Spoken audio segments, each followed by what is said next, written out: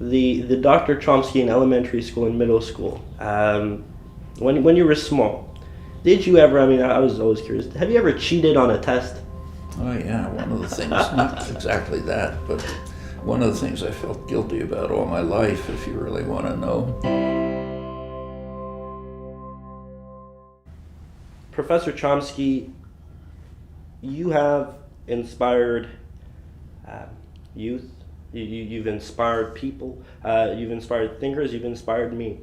And that same inspiration, love of learning, love of education, is exactly what I think is lacking in the education system.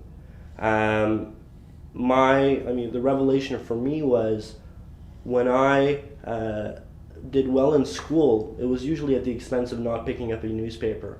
When I did well at school, it was usually at the expense of not knowing about global culture, global international relations. It was usually at that expense.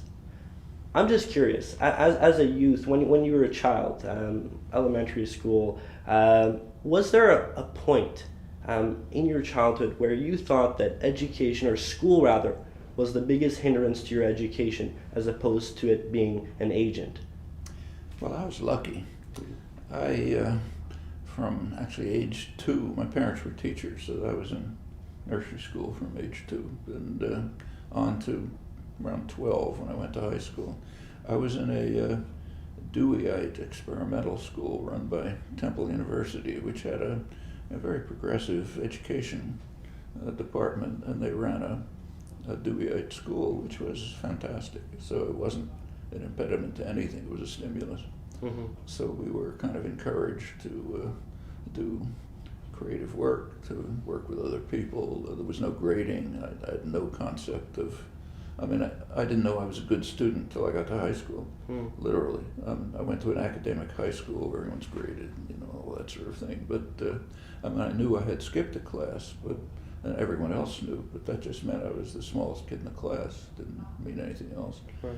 So there was no competition, no grading. You were a lot of encouragement. I wouldn't say everything was perfect, but it was a very stimulating environment, and I got interested in all kinds of things. Right. I mean, that's a very interesting point, because I think that fits into the concept.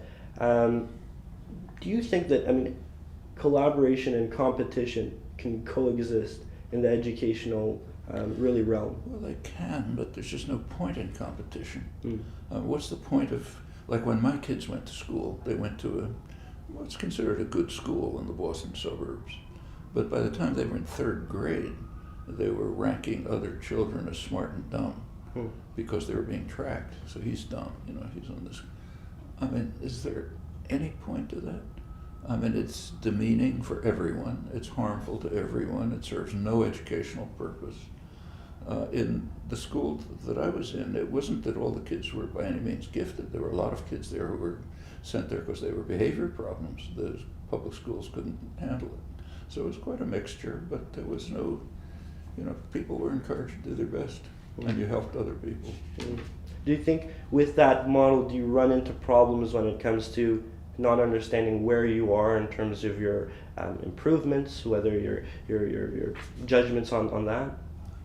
There are the problems that any child has growing up, but I don't remember any sense of that. There were tests, so you sort of knew how you were doing, and if there was a problem, the teacher talked to you and tried to work out the problem, but the tests weren't for ranking, they were for improvement. So find out what I have to do better, that sort of thing. I see. Do you think that, this is the long-standing debate, do you think that in education, schools, is it their responsibility to give students a broad stroke of information? Or, more and more we're seeing students are being funneled into an area of specialization and are being told to stick to that, do the best you can in that, because that's where the jobs are. You have to be the best at what you're doing. Well, as far as giving information is concerned, I think that doesn't mean much. You have to learn how to gain information when you need it. There's a famous physicist at MIT, world famous physicist, who was well known because he taught his senior faculty teach freshman courses, that He was famous because in his freshman course, if the students would ask him, what are we going to cover?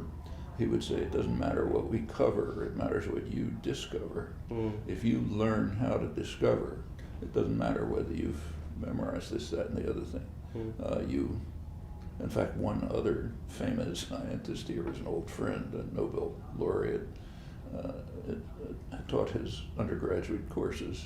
He said or even his graduate courses, without himself reviewing the material, he just lectured on the way he thought it ought to turn out, and the class was encouraged to research it and see if he was right or where he was wrong and to correct it and so on.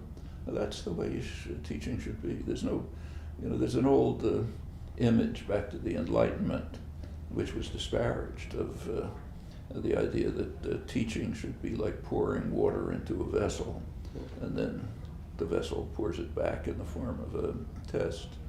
And we've all had experiences like that, and we know that it's a very leaky vessel. And furthermore, you can have the vessel completely full. You can take some course that you're just not interested in, and it's all boring. And you can study hard to pass the exam, and you did fine in the exam, and a week later you forgot what the course was about. That's exactly it. That happens all the time. So providing information, of course, it's part of education, but it's not the goal of education.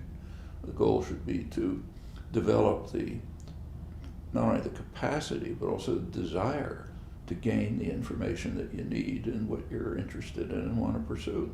Now, as far as specialization versus the general interest, that's people are different. They should do the kinds of things that are good for them. Right.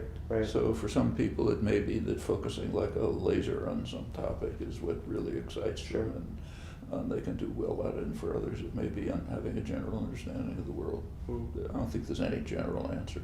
Do you think we need teachers in this process? I mean, in this evolving world of technological integration, do you think that we need teachers at the helm of giving students these skills that you speak of instead of just giving out information, or really is that the role of the teacher is diminishing? Would you say that? I wouldn't say it's diminishing. I think it's being driven out of the educational system. So if you look at programs like the kind of teaching to test programs, No Child Left Behind, Race to the Top, or whatever it's called, which is all grading. It's also driving to assessment and ranking, not only of the student, but also the teacher. That's very destructive of the capacity of real education.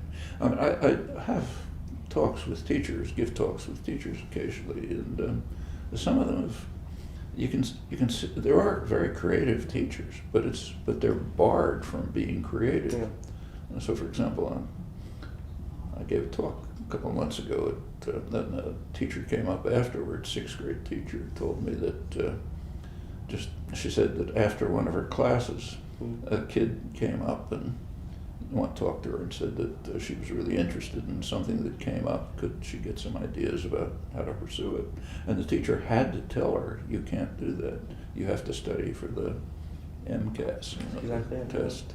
And the child's, what happens to the child depends on that, and what happens to the teacher depends on it. Yeah. I mean, that is kind of pathological, It's destructive, right? I mean, in some sense, I see it destructive to learning itself. I mean, real learning means gaining both the capacity and the interest in discovering. If you don't have the interest, you're not going to learn anything. Yeah. Do you think we're doing anything right in the education system? Can't say everything's right, but the general thrust of it, I think, is undermining education, and I think that's purposeful. I mean, not that somebody says in my mind, I want to destroy education, but they have goals in mind which are destructive of education. Incidentally, this is true at the higher education level. And it's purposeful. Well, it's. I'll give you an example. Mm-hmm. There was a series of articles in the London Review of Books about the British system by Stefan Collini. He's a good commentator. And he was discussing what the Cameron government is doing to the higher education system. And what it amounted to in his final conclusion captured it is they're trying to turn first-rate universities into third-rate commercial enterprises. Mm. And yes, that's the thrust of commercialization of education. So you're supposed to study what that can increase your human capital, make you make more money. So a student is supposed to figure out what to do on the basis of what's going to get me to make more money, and then there's all kind of economic theories about it.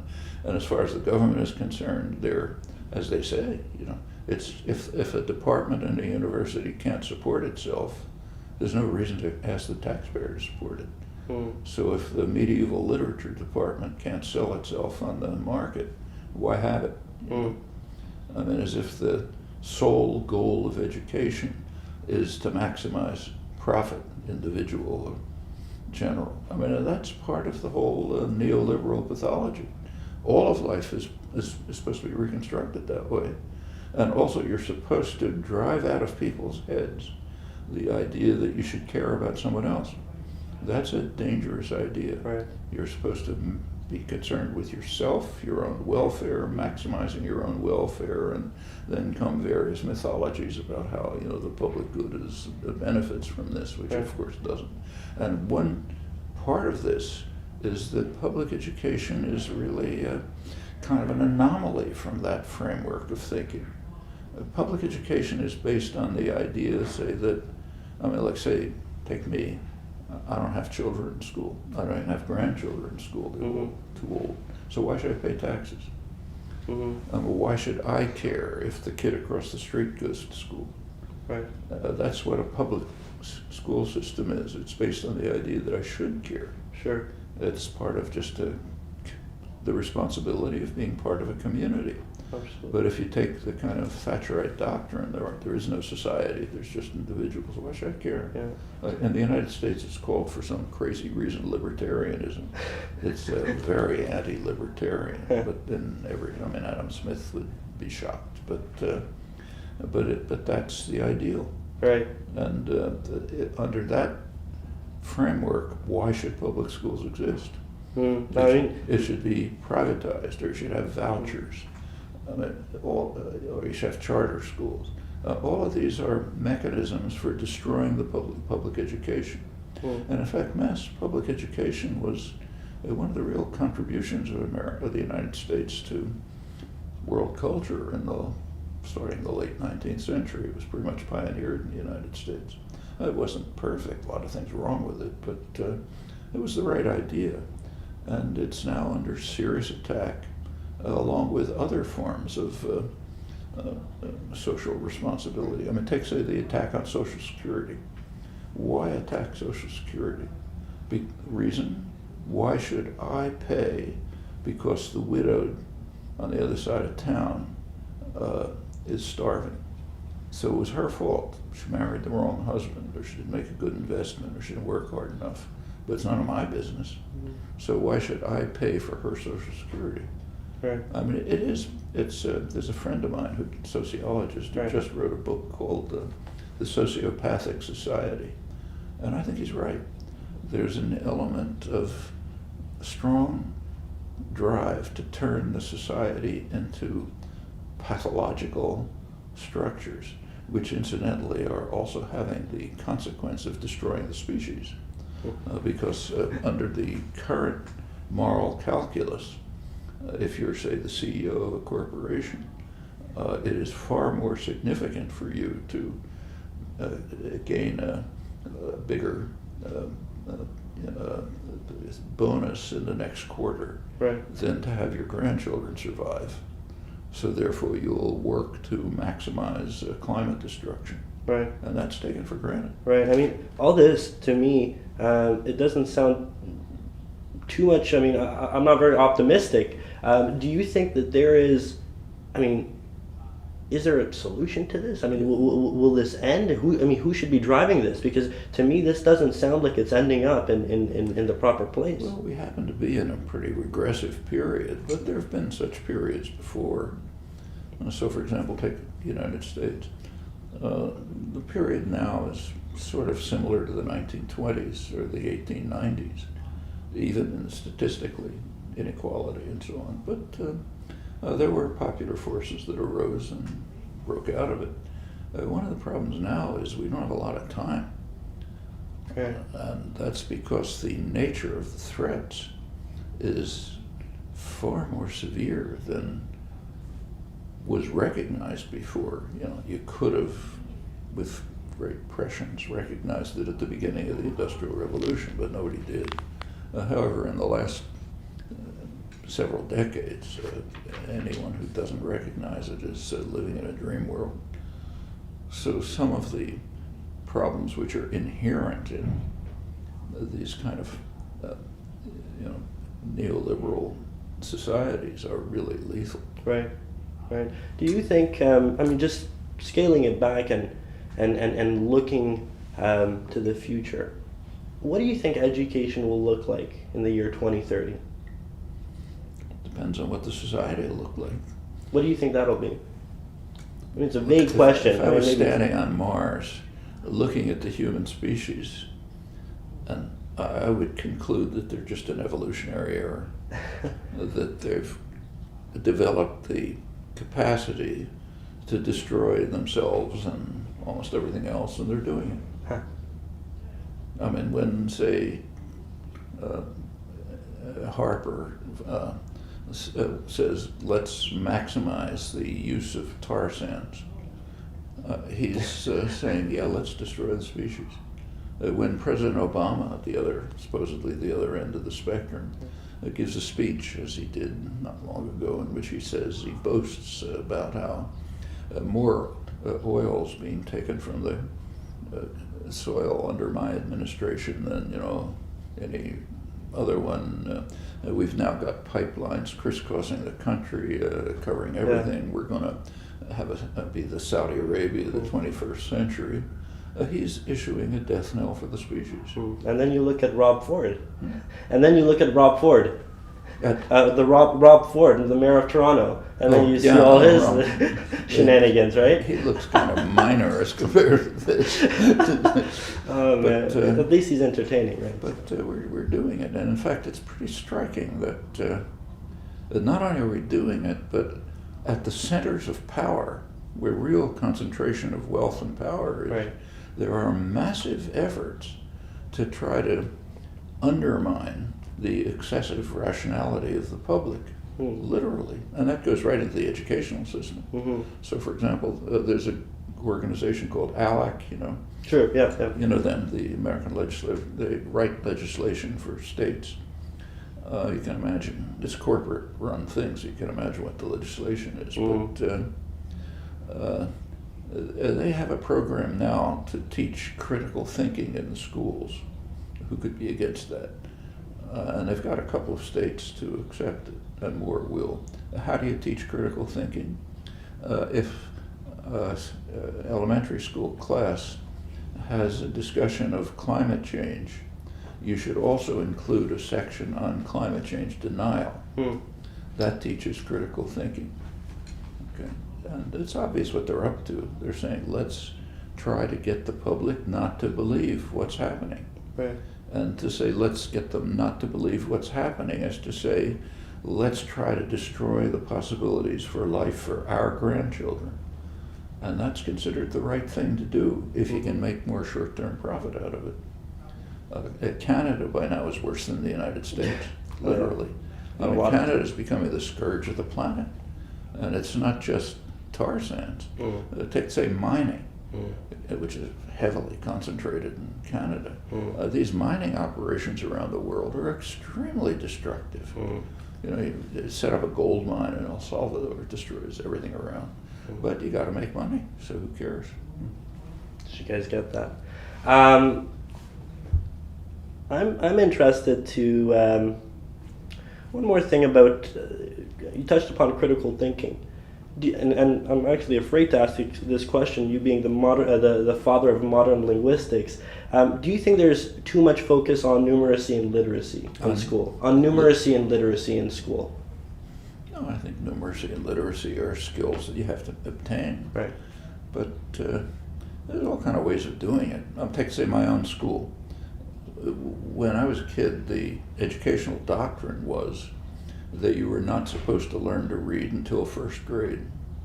That was considered, so the same with the Deweyite school where I went. So my parents never we'd never encouraged us to, we read, they'd read books to us, but we weren't supposed to learn how to read. Right. And in fact, for some strange reason, in my first grade class, the boys couldn't learn how to read. There must have been some problem with the teacher. Mm-hmm. But we came, like, I happened to get whooping cough, which in those days kept you home for 6 weeks. Right. So my mother taught me how to read. But if it hadn't been for that, I might not know how to read. That would have been. And nowadays, kids, like our kids, my grandchildren, they are reading by the time they're 3 or 4. I mean, considering how many books you have here, it'd be pretty tough to get through them if you didn't know how to read. So. But you have to. So there are a lot of ways to do it, but it certainly has to be done. Yeah. And the same with arithmetic and the Sure. basic skills for existing in the world. For that matter, now having a computer. And I don't think that's hard to do. In fact, my grandchildren do it better than I do, way better, because for them it's kind of like a native language. Yeah. So, so I think it doesn't take. I mean, these are things that children want to do. You can prevent them from doing it. Like if it hadn't been for the educational philosophy of my childhood, I would have wanted to learn how to read at 4. I could have easily done it, but it was just, you didn't do it. I mean, it's like, there was, up until pretty recently, there was an ideology that for deaf children, they should not be taught sign. They should be taught lip reading. And the kids were seriously deprived. The parents were taught not even to gesture to the children because they have to not create sign, learn sign, which means the same as saying don't learn a language. And it was very harmful. In fact, there were some striking results that were discovered. For example, there's one case, a very good psychologist in Philadelphia who they happened to find 3 kids about 4 years old, cousins, all deaf, who played together, and their parents were indoctrinated into this no gesture culture. But it turned out the kids had invented a sign language, and it was when they were found, they were at the level of ordinary children, same structures. It's just kind of it's inside you. Right. You'll do it if there's an opportunity, and if the external environment excludes the opportunity, it'll just be harder. Right, absolutely. Last question, and this is more so on a lighter tone. The Dr. Chomsky in elementary school and middle school, when you were small, did you ever, I was always curious, have you ever cheated on a test? Oh yeah, one of the things, not exactly that, but one of the things I felt guilty about all my life, if you really want to know, is when I was in 3rd grade. Either we had an assignment or I was interested. For one reason or another, I wrote something about astronomy. And what I did was take the Encyclopedia Britannica and copy something out of it. The teacher obviously knew, but didn't say anything. And I sort of knew that's not right, but later I saw it's really That's not a good thing to do. Oh man, that's excellent. Well, Professor, this has been just an incredible opportunity, and for me, this is a mission, like you say, rediscovering education, and we want to start an organic movement. We don't know what we're going to do, but all we know is that there's a generation of youth that could be taught better, that could be more inspired, and that can really reap the benefits of a society that's willing to educate for the sake of learning rather than for external causes. Exactly. And for that I'm very grateful. Wonderful mission. Thanks so much. Good luck.